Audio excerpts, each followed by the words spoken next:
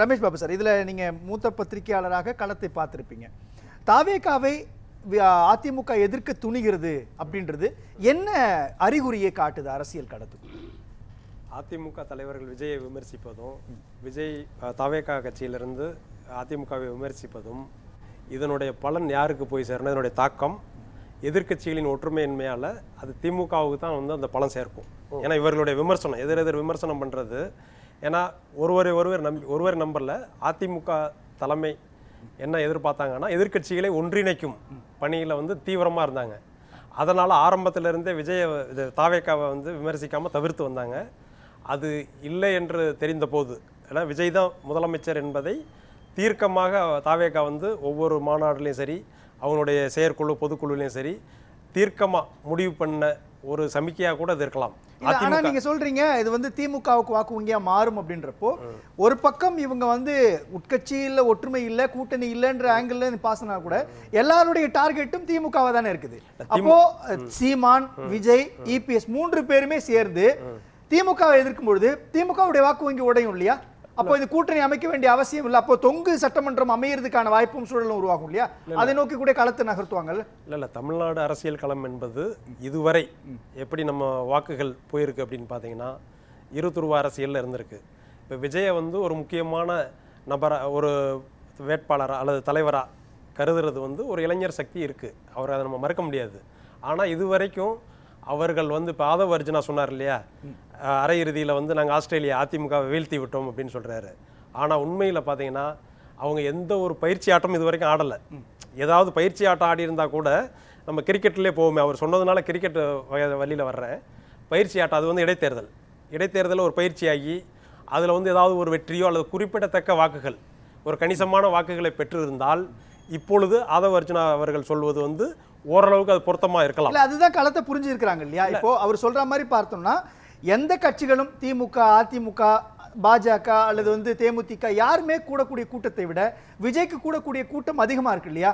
அந்த அடிப்படையில் தாவேகாவுக்கு அதிகமான செல்வாக்கு இருக்கு, அதனால எல்லாரையும் ஓரம் கட்டிட்டு நாங்கள் முன்னாடி வந்துட்டோம் அப்படின்ற கிளைம் பண்ணுவாங்கல்ல. அது இல்லை, இது வந்து தாவேகா தொண்டர்களுக்கும் நிர்வாகிகளுக்கும் அல்லது அவரை பொசிஷன் பண்ணுறதுக்கு, ஒரு லீடராக பொசிஷன் பண்ணுறது. ஏன்னா ஆல்ரெடி வந்து 2 கட்சி இருக்குது, திமுக அதிமுக கூட்டணி, இது வரைக்கும் அவங்க தான் வந்து தலைமையாக இருக்கிறாங்க.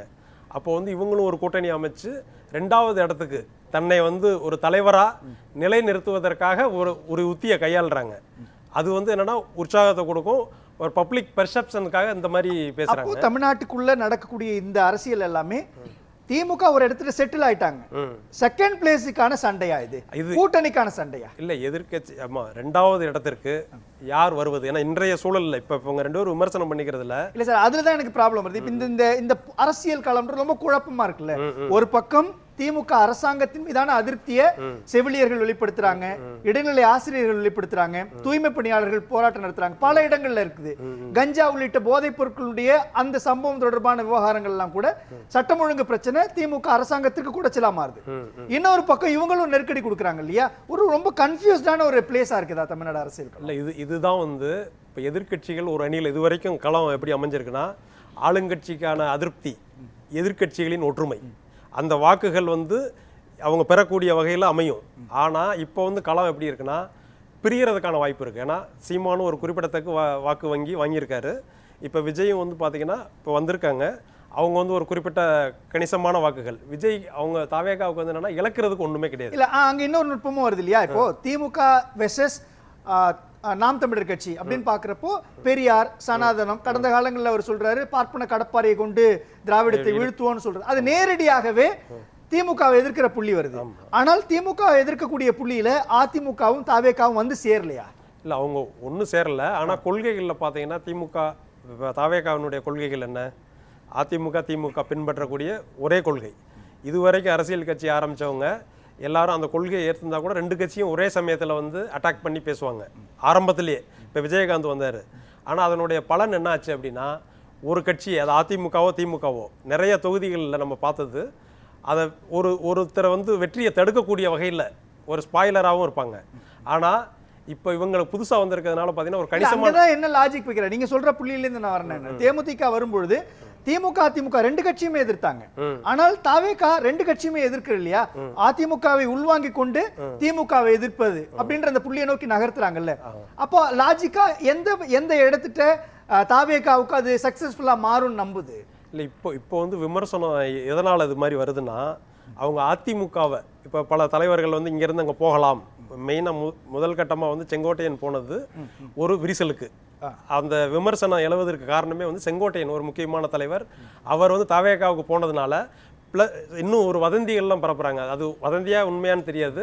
அதிமுகவில் முக்கிய தலைவர்கள் வந்து போயிடுவாங்க அங்கே அப்படின்னு சொல்கிறதுனால அதை தடுப்பதற்காக ரெண்டு பேருமே வந்து இப்போ விமர்சனம் பரஸ்பரம் வைக்கிறதும் அதுக்கும் ஒரு காரணமாக இருக்கலாம். ஆனால் ஒற்றுமை இல்லாதது வந்து எதிர்க்கட்சிகளுடைய வாக்குகள் பிரியும். ஆன்டி இன்கம்பன்சி இருந்தால் கூட ஆளுங்கட்சி மேலே என்ன ஆகும்னா, இவங்க எதிர்க்கட்சிகள்லாம் பார்த்தீங்கன்னா எல்லாருமே ஒரே இதை அட்டாக் பண்ணுறாங்க. ஓட்டு வந்து யாருக்கு மக்கள் வந்து எப்படி தீர்மானிப்பாங்க? ஆளுங்கட்சிக்கு எதிராக ஓட்டு போடுறவங்க இந்த பகுதியில் வருவாங்க. அதே சமயம் ஒரு சிலர் சொல்கிறாங்க மைனாரிட்டி ஓட்ஸ் வந்து இப்போ விஜய்க்கு அது வந்து ஒரு கணிசமான ஓட்டு. இப்போ 100 பேர்னா ஒரு 20% வாக்குகள் பிரியறதுக்கான அங்கேயும் வாய்ப்பு இருக்குது. ஆனால் ஒட்டுமொத்தமாக சமாளித்து கூட்டணி இல்லைன்னா சாதாரணமாக வந்து பார்த்தீங்கன்னா ஆளுங்கட்சிக்கு அது ஒரு அட்வான்டேஜாக அமையும் அப்படின்றது என்னுடைய பார்வை. இல்ல எதை நோக்கி நகர்த்துவதற்காக புள்ளியை இவங்க உருவாக்குறாங்க கேட்கிறேன் நான். இவங்க எல்லாருடைய டார்கெட்டும் ஆட்சி மாற்றம். எடப்பாடி கே பழனிசாமி அதிமுகவோட பொதுச் செயலாளராக அவருடைய பணியும் அதான். தாவேகாவுடைய தலைவர் விஜயனுடைய பணி அதான். நாம் தமிழர் கட்சியினுடைய தலைவர் சீமானுடைய பணியும் ஒருங்கிணைப்பாளர் சீமானுடைய பணி அதான். அப்படின்றப்போ இவங்க எல்லாம் எதை ஃபிக்ஸ் பண்ணிட்டு எதை டார்கெட்டா வச்சு எதை கோலா வச்சுட்டு காய் நகர்த்துறாங்க. தாவேகா வந்து முதலமைச்சர் வேட்பாளர்னு விஜயை சொல்லிட்டாங்க. அதுல மாற்றம் இல்லை. அவங்களுக்கு அவங்க தலைவர் வந்து முதலமைச்சராக வரணும். அப்போது அதிமுக கூட்டணியில் போக முடியாது அவங்களால. அதனால அவங்க ஆளுங்கட்சியும் கடுமையாக விமர்சிக்கிறாங்க. ஏன்னா இதுவரைக்கும் வந்து திமுகவை மிக கடுமையாக விமர்சித்து அங்கதான் அக்னி சார் என்ன சொல்றாரு, உங்களுடைய டார்கெட் திமுக தானே இருக்கணும். நீங்க திமுக விட்டு அதிமுக பத்தி பேசுறீங்க, அதிமுகவுடைய விவகாரங்களை பத்தி பேசுறீங்க. அப்படின்றப்போ நீங்க எதிர்க்கணும்னு அவங்களே எதிர்ங்க. ஏன் அதிமுக அழிக்கணும்னு பாக்குறீங்க, அதிமுக உள்வாங்கணும்னு பாக்குறீங்க? அப்படின்றப்போ தாவேகா இந்த இடத்துல எதிரியை டார்கெட் பண்ண தெரியலையா, அல்லது அதிமுகவினுடைய இடத்தை ரீப்ளேஸ் பண்ண நினைக்குதா? ரீப்ளேஸ் பண்றதுக்கு தான். ஏன்னா அதிமுக கிடைக்காது இல்ல. அது இரண்டாவது அவங்க என்ன எய்ம் பண்றாங்க வியூகம் அப்படின்னா, திமுகவை வந்து கடுமையாக விமர்சித்து இதுவரை கட்சி தொடங்கியதிலிருந்து முதல் மாநாட்டிலிருந்து இப்போ வரைக்கும் கடுமையாக விமர்சித்துட்டு வந்தாங்க. இப்போ சமீபத்தில் என்னாச்சுன்னா அதிமுக அடுத்த அந்த இடத்தை நோக்கி நகர்வதற்காக இப்போ தேர்தல் நெருங்கும் நேரத்தில் அந்த இடத்தை நோக்கி நகர்வதற்காக ஒரு நிலைநிறுத்தணும். அடுத்த 2வது பொசிஷன் யார் இப்போ எதிர்கட்சியாக வர்றது அப்படின்றதுக்கும் நம்ம போய் சேரணும். அப்பதான் வந்து ஆளுங்கட்சியாக மாறக்கூடிய ஒரு வாய்ப்பு எதிர்காலத்தில் அமையும். அப்போ விஜய் கணக்கு வந்து முதலமைச்சர் கிடையாது.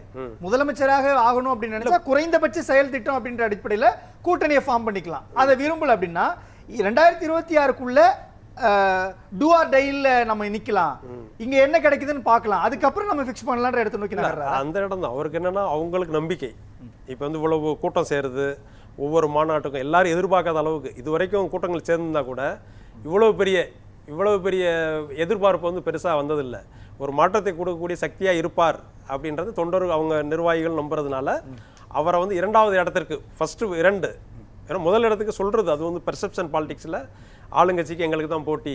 ஏன்னா 2வது இடத்துல நிலைநிறுத்துவதற்காக ஒரு தலைவரா லீடர்ஷிப் பொசிஷன் பண்றாங்க. அதே சமயத்துல அதிமுகவில் இது வந்து தற்காலிக பின்னடைவு தான். அதையும் நான் வந்து ஒரு பத்திரிகையாளரை பார்வை என்னன்னா, தலைமை மாற்றம் வரும்போது எந்த ஒரு கட்சியிலும், ஏன்னா அவங்க வந்து அடையாளம் காட்டாம 2 பெரும் தலைவர்களும் வந்து மறைந்ததுனால அது தலைமை மாற்றம் வரும்போது எந்த ஒரு கட்சியிலும் ஒரு கால அளவு தேவைப்படும். அப்போ இபிஎஸ் வந்து ஸ்ட்ராங் ஆயிட்டாரா? இல்ல, ஸ்ட்ராங் ஆகுறதுக்கான ஒரு கால அளவு இப்போ வந்து சொல்றாங்க இல்லையா 10 தேர்தலில் தோல்வி. 2016க்கு பிறகு ஏறக்குறைய 2017 இருந்து உட்கட்சி பூசலால் அதிமுக இருக்குது. ஆனா எல்லா சட்ட ரீதியிலான போராட்டங்கள், மக்கள் மன்றத்தில் நடந்த போராட்டங்கள் எல்லா இடத்துலையுமே இபிஎஸ் தன்னை ஸ்ட்ராங் ஹோல்ட் பண்ணிட்டார் இல்லையா? 4.5 ஆண்டுகள் முதலமைச்சராக இருந்துட்டாரு, 4.5 ஆண்டுகள் எதிர்க்கட்சி தலைவராக இருக்கிறாரு, அதிமுகவுடைய பொதுச் செயலாளராக இருக்கிறாரு. அப்படின்றப்போ தன்னை ஸ்ட்ராங் பண்ணிட்டாருன்னு அர்த்தம். தன்னை ஸ்ட்ராங் பண்ண இபிஎஸ்க்கு முன்னாடி தாவேகாவுடைய தலைவர் விஜய் என்னவா இருப்பாரு? இல்ல, அதுல வந்து பாத்தீங்கன்னா அதிமுக தான் 2வது இடத்துக்கு வரக்கூடிய வாய்ப்பு இருக்கு என்னுடைய பார்வைப்படி. ஏன்னா அந்த வீக்கென்றது உள்கட்சி பிரச்சனைனால பொதுவான ஒரு தோற்றம் இருக்கு. ஆனா அவர் தன்னை வந்து கட்சி தலைவராக நிலைநிறுத்தி கொண்டார். ஏன்னா எதிர்ப்புகள்லாம் வந்து சிறு சிறு சலப்புகள் அது ஒரு காலப்போக்கில் மறைந்து அதிமுக தொண்டர்கள் எதை விரும்புவாங்க, ரெட்டலை எங்க இருக்கு, தலைவர் யாரை தலைவராக நியமித்தாலும் அவங்களுக்கு என்னன்னா நம்ம கட்சி ஜெயிக்கணும். ஏன்னா இன்னும் வந்து கிராமங்களில் பார்த்தீங்கன்னா தலைவர்கள், மேல்மட்ட தலைவர்கள் சில கட்சிகள் மாறலாம், ஆனால் தொண்டர்கள், ஏன்னா கிராமங்களில் பார்த்தீங்கன்னா அதிமுக தொண்டர்கள் வந்து தலைமை யாரு என்பதை விட கட்சி தான் பெருசு என்பது பார்க்குறேன். பேசலாம். ரமேஷ் பாபு சார், இறுதி கருத்து ரொம்ப சுருக்கமா. அதுதான் கூட்டணி வாய்ப்பு குறையும் அப்படின்றது ஆனால் கம்மியாக சொல்லியிருக்காங்க. ஆனால் அதுதான் அதிகமாக வந்திருக்கணும். பலம் ஒரு சிலர் அவங்க கட்சிக்காரங்க சொல்லியிருக்காங்க, தவேகாவை ஒரு நாள் விமர்சிக்காமல் இருந்ததுனால அதிமுக விமர்சித்ததுனால பலம் கூடுன்னு இருக்காங்க. ஒரு ட்விட்டர் போலில் வந்து தாவேகா அது மாதிரி நினைக்கிறாங்க. இதுதான் அவங்க வாக்காளர்கள் சொல்லி. நன்றி.